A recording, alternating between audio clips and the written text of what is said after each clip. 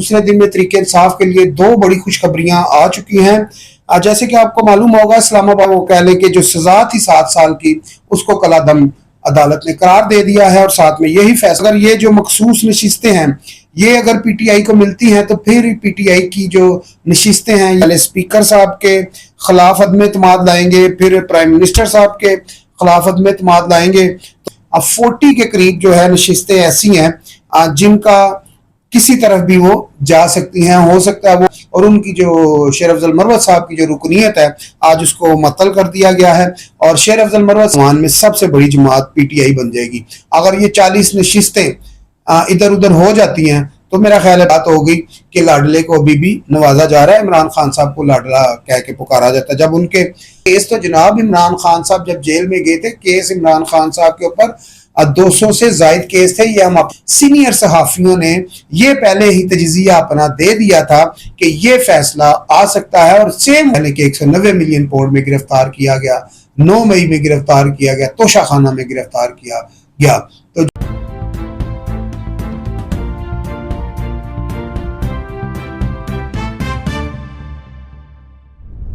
अस्सलाम वालेकुम नाज़रीन, जेजेटीवी के प्लेटफॉर्म से मैं हूं सुल्तान और आप देख रहे हैं मेरा डिजिटल चैनल। नाज़रीन, जैसा कि आपको मालूम है आज दूसरा दिन है और दूसरे दिन में तरीके इंसाफ के लिए दो बड़ी खुशखबरियां आ चुकी हैं। जैसे कि आपको मालूम होगा, इस्लामाबाद सुप्रीम कोर्ट काजी फ़ाइज़ ईसा का 13 रुकनी जो बेंच था, 8-5 का ये फैसला है। और जो कह लें कि मखसूस नशिस्तें थी उसके हवाले से एक तो खुशखबरी पीटीआई को मिली।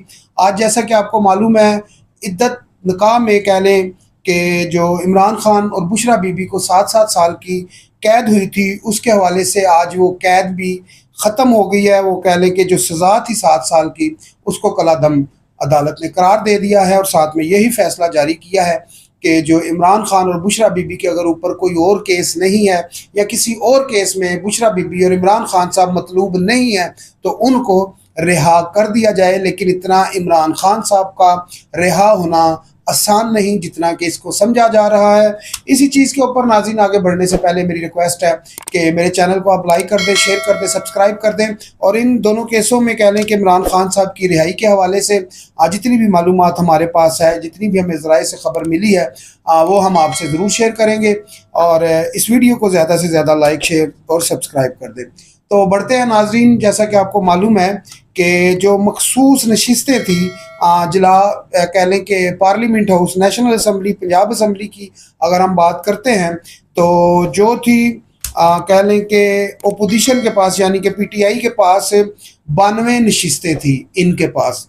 तो अगर देखते हैं कि अगर ये जो मखसूस नशिस्तें हैं ये अगर पीटीआई को मिलती हैं तो फिर पीटीआई की जो नशिस्तें हैं ये हो जाएंगी नेशनल असम्बली में 128।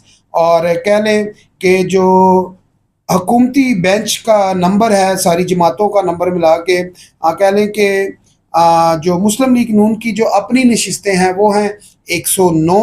अगर पीपल्स पार्टी की बात की जाए तो वो है 68।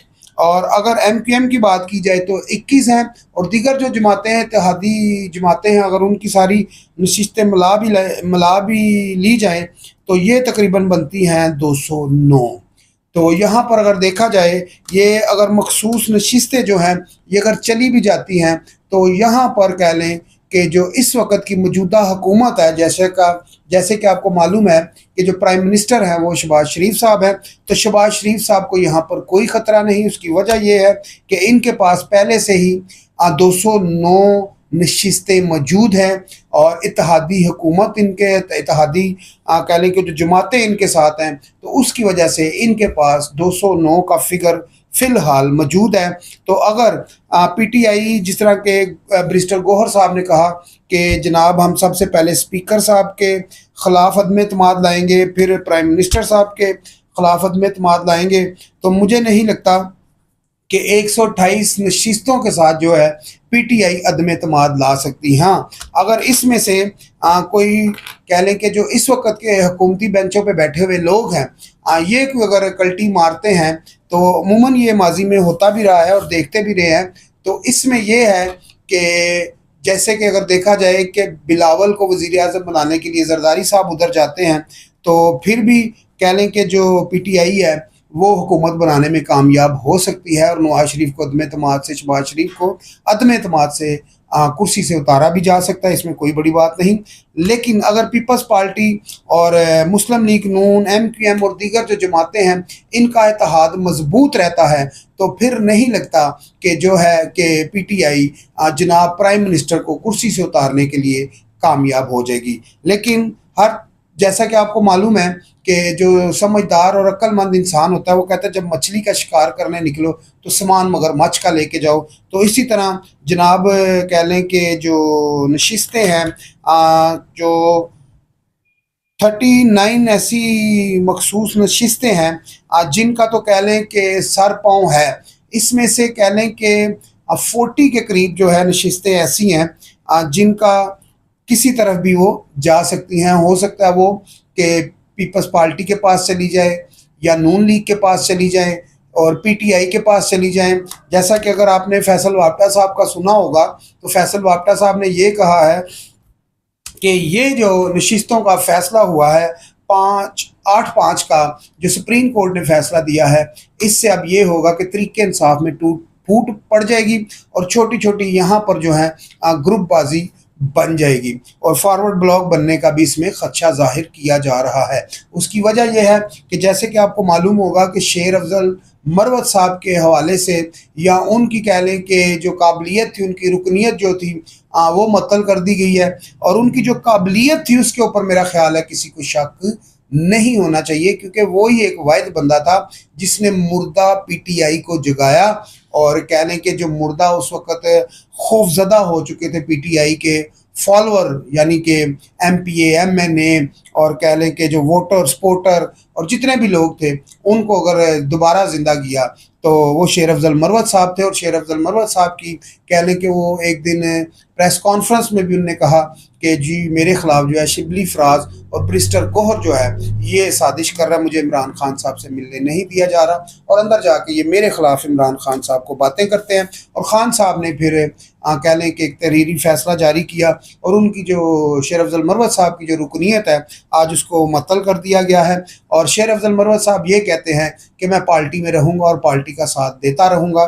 फ़िलहाल वो पार्टी छोड़ने के मूड में नहीं है क्योंकि उनने पार्टी के लिए काफ़ी मेहनत की है। यहाँ पर नाज़रीन मैं आपको बता दूं कि जो पार्टी में कह रहे हैं कि जो छोटे कद के लोग हैं, जैसे फवाद चौधरी साहब कहते हैं कि हम बड़े कद वाले हैं, पुराने लोग हैं और बड़ी बड़ी नशिस्तों पर रह चुके हैं, वजारतें भी हमने देखी हैं, सारे मामलात हमने देखे हैं। तो जो अभी के जिनके हाथों में अभी PTI है तो वो कहते हैं ये छोटे कद के लोग हैं, फवाद चौधरी साहब का ये कहना है। तो अगर देखा जाए तो जो छोटे कद के लोग हैं उनसे जनाब कह लें कि इस टाइम शेर अफजल मरवत की जो मकबूलियत है वो बर्दाश्त नहीं हुई। क्यों नहीं हुई? क्योंकि शेर अफजल मरवत एक इमरान खान साहब के, मैं पहले भी काफ़ी सारे वीलोकों में बात कर चुका हूँ कि शेर अफजल मरवत वाहिद वो शख्सियत थी कि जिसने कह लें कि इमरान खान साहब के बाद अगर किसी ने मकबूलियत नाम कमाया है तो वो शेर अफजल मरवत है। काफ़ी सारे लोग टिकटॉक बना रहे हैं तो लेकिन उनकी वो मकबूलियत नहीं हो रही जो मकबूलियत कह लें कि शेर अफजल मरवत साहब की हो चुकी थी। तो नाज़रीन ये देखें आप कि जो नंबर गेम है MQM का 21 है और पीपल्स पार्टी का 68 है, PMLN का 108 है। तो अगर इसमें अगर देखा जाए जो PTI का नंबर गेम है वो है 92, इसमें अगर मखसूस सीटें शामिल हो जाती हैं तो PTI का बन जाएगा जी जो नंबर गेम है वो बनेगा 116 और 116 अगर ये बन भी जाता है तो मुझे नहीं लगता कि इस वक्त की जो मौजूदा हुकूमत है उसको हलाना इतना आसान होगा, क्योंकि जो PTI की अपनी 40 ऐसी नशिस्तें हैं, ठीक है जी, सुन्नी इत्तेहाद की या आज़ाद उम्मीदवार जो हैं, आज़ाद उम्मीदवार 40 नशिस्तें हैं आज़ाद उम्मीदवार की, ये अगर तो चली जाती हैं जनाब कह लें कि PTI की जानिब तो PTI का जो नंबर गेम बन जाएगा वो कह लें कि बहुत बड़ा नंबर बन जाएगा। कह लें कि अवान में सबसे बड़ी जमात PTI बन जाएगी। अगर ये 40 नशिस्तें इधर उधर हो जाती हैं तो मेरा ख्याल है PTI इतनी मजबूत फिर इसमें नहीं नज़र आती, लेकिन 128 से भी PTI जो है वफाक में काफ़ी मजबूत रहेगी। तो नाज़रीन आ जाते हैं इद्दत निकाह के हवाले से। अच्छा यहाँ पर एक और मैं आपको बात बता दूं, ये जो सुप्रीम कोर्ट का फैसला आया, माजरत के साथ मैं भूल गया था, ये जो सुप्रीम कोर्ट का फैसला आया है, सुप्रीम कोर्ट का जो फैसला है 8 और 5 का, यानी कि 8 जजों ने इसका फैसला इनके हक में दिया और 5 में नहीं। तो यहाँ पर मैं आपको बता दूं नाज़रीन कि ये जो मसला है इसमें अब यह है कि मुस्लिम लीग नून जो है वो कहती है कि पीटीआई ने मठियाई मांगी भी नहीं और उसको मठियाई दे दी है। ये तो जो सीटें थी ये सुन्नी इत्तेहाद के खाते में जा रही थी, तो पीटीआई ने तो ये सीटें मांगी भी नहीं, तो पीटीआई के खाते में कैसे डाल दी। अब इसमें यह है कि जो मुस्लिम लीग नून है इसमें आप ये देखें कि वो अपील में जा रही है। अब जनाब नवाज शरीफ साहब ने जो कह लें कि एक प्रेस कह लें कि एक मीटिंग है वो मरी में रख ली है, और जितने भी कह लें कि वजीर मशीर हैं उनको मरी में तलब कर लिया, क्योंकि मियाँ साहब आज से 10-15 रोज़ हो चुके हैं वो मरी में बैठे हुए हैं। और कह लें कि जो मियाँ साहब हैं इस टाइम पर अगर देखा जाए तो उनने अब ये मीटिंग बना ली है। अब पीर को देखते हैं मियाँ साहब इस मीटिंग में क्या फ़ैसला करते हैं, क्योंकि ये जो सुप्रीम कोर्ट का फ़ैसला आया है ये मुस्लिम लीग नून को कतई कबूल नहीं। और कह लें कि अगर इनके मुस्लिम लीग नून के जो कह लें कि वकला हजरात है, वकला टीम है, उनका भी ये कहना है कि ये फ़ैसला जो है ये इस अदालत का बनता ही नहीं था, सुप्रीम कोर्ट का ये फैसला बनता नहीं था। ये फैसला देना था आपने पार्लियामेंट को, और ये पार्लियामेंट ने इस चीज़ का फैसला करना था कि ये नशिस्तें किधर जानी है। तो ये वही बात हो गई कि लाडले को अभी भी नवाजा जा रहा है। इमरान खान साहब को लाडला कह के पुकारा जाता है। जब उनके कह लें कि हक में कोई फैसला आ जाता है इमरान खान के तो उनको लाडला कहा जाता है, जब उनके खिलाफ कोई फैसला आता है तो फिर पता नहीं क्या क्या कहते हैं। खैर नाज़रीन, कहने के इमरान खान और बुशरा बीबी के अगर हवाले से अगर आप बात करते हैं, आज उनका कहने के एक आखिरी केस था जिसमें उनको 7 साल कैद मियाँ बीवी को हो चुकी थी।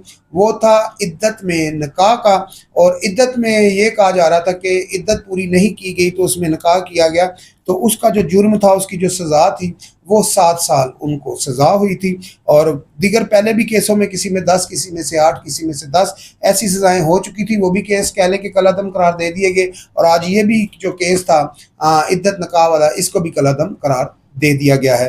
अब इमरान खान साहब किसी केस में मुजरिम नहीं है, क्योंकि जिसके ऊपर सज़ा होती है वो मुजरिम होता है, जिसके ऊपर सज़ा ना हो हवालाती होता है उसको मुलजिम कहते हैं। तो अब कह लें कि इमरान खान साहब मुजरिम नहीं है, वो खाली मुलजिम है।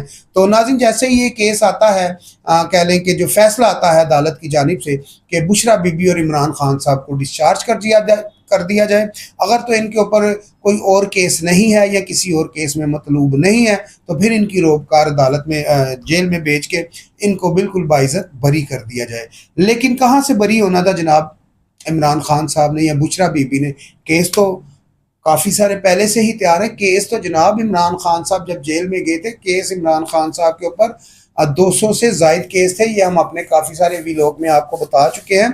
200 से ज़ायद केस हैं, कोई मतलब ये 2, 4, 5, 10 केस नहीं थे इमरान खान साहब के ऊपर, ये 200 से ज़ायद केस थे अब बुशरा बीबी के ऊपर और इमरान खान के ऊपर। खैर बुशरा बीबी के ऊपर तो 2-4 ही होंगे, लेकिन ज़्यादा केस जो हैं वो इमरान खान साहब के ऊपर हैं।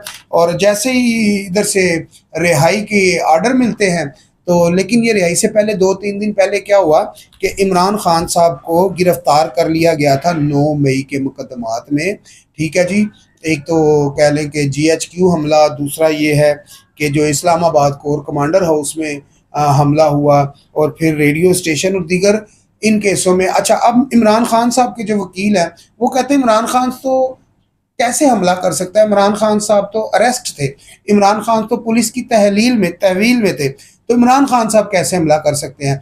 तो इमरान खान साहब के ऊपर ये इल्ज़ाम है कि इमरान खान साहब ने ये सारी प्लानिंग बन्नी गाला में बैठ के की, क्योंकि काफ़ी सारे इसके शवाहिद और सबूत भी आ चुके हैं। और कह लें कि तोशा खाना के जो केस है वो भी इमरान खान साहब के ऊपर पड़ गए, फिर ऊपर से ये 9 मई के केस पड़ गए, इनमें इमरान खान साहब 9 मई में गिरफ्तार हो गए। फिर तोशा खाना वाले पहुंच गए लाहौर से, उनने कहा कि जो बुशरा बीबी और इमरान खान है तकरीबन 10 से ज़ायद और हीरे के हार ऐसी चीज़ें इनने बेची, और जिनको कह लें कि तोशा खाना से लेकर इन चीज़ों को बेचा गया, और इनकी जो रकम थी वो जो है कि हुकूमती ख़जाने में नहीं जमा करवाई गई। एक तो उसमें भी इमरान खान साहब गिरफ्तार हो गए। फिर जनाब ऊपर से नैप वाले भी इमरान खान को गिरफ्तार करने पहुंच गए।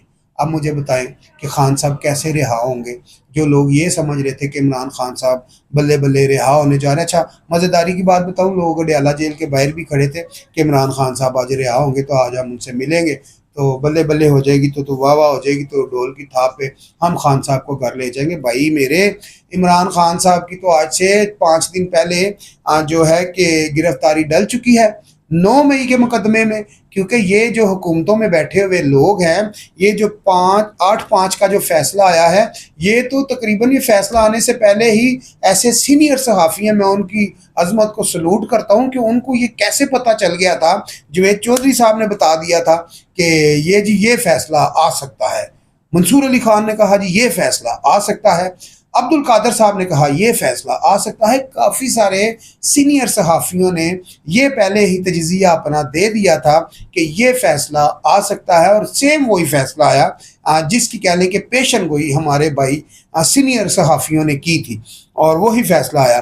तो अब यह है कि इमरान खान साहब की रिहाई इसलिए नहीं हो सकती थी क्योंकि जिस तरह ये सीनियर सहाफ़ी, इनके जो ज़राए हैं, इनको ख़बरें मिल जाती हैं, तो जो हुकूमत में बैठे हुए लोग हैं मुस्लिम लीग नून के, पीपल्स पार्टी के, दीगर जमातों के, MQM के, तो इनके सोचें ज़राए कितने तेज़ होंगे। इनको भी पता था ये फ़ैसला आ सकता है, इमरान खान रिहा हो सकता है, लेकिन इमरान खान के फ़ैसले आने से पहले, रिहा होने से पहले ही इमरान खान साहब के ऊपर कह लें कि 9 मई के केस में उनको गिरफ़्तार कर लिया गया था।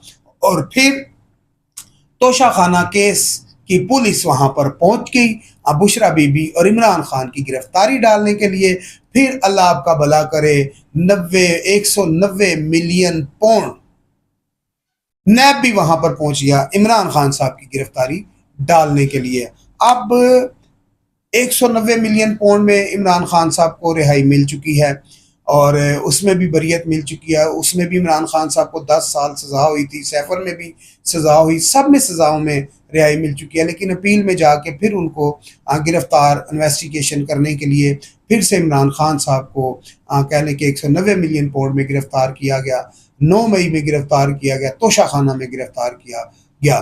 तो जो जेल के बाहर लोग खड़े थे उनसे मैं माजरत करूँगा कि इमरान खान साहब अभी रिहा नहीं हो सकते। उसकी वजह यह है कि अभी मंजिलें और भी काफ़ी है, और फैसल वापटा साहब की बातों पे गौर किया करें। वो जहाँ से ख़बर लेके आते हैं वहाँ से कोई भी खबर नहीं ला सकता, उस खबर में बहुत सी जान होती है। और फैसल वापटा भी वही है जो कह लें कि PTI से निकला हुआ है, और कह लें कि फैसल वापटा साहब की भी अजमत को सलूट है। पता नहीं कैसे किस तरह सच्चियाँ और अच्छी खबरें वो पक्की पक्की निकाल के ले आते हैं, जो कह लें कि अवाम तक पहुँच जाती हैं, और फिर वही होता है जो फैसल वापटा साहब खबरें देते हैं। इसी के साथ अपने भाई सुल्तान को इजाज़त दीजिए, मिलते हैं अगली वीडियो में। अल्लाह हाफिज़।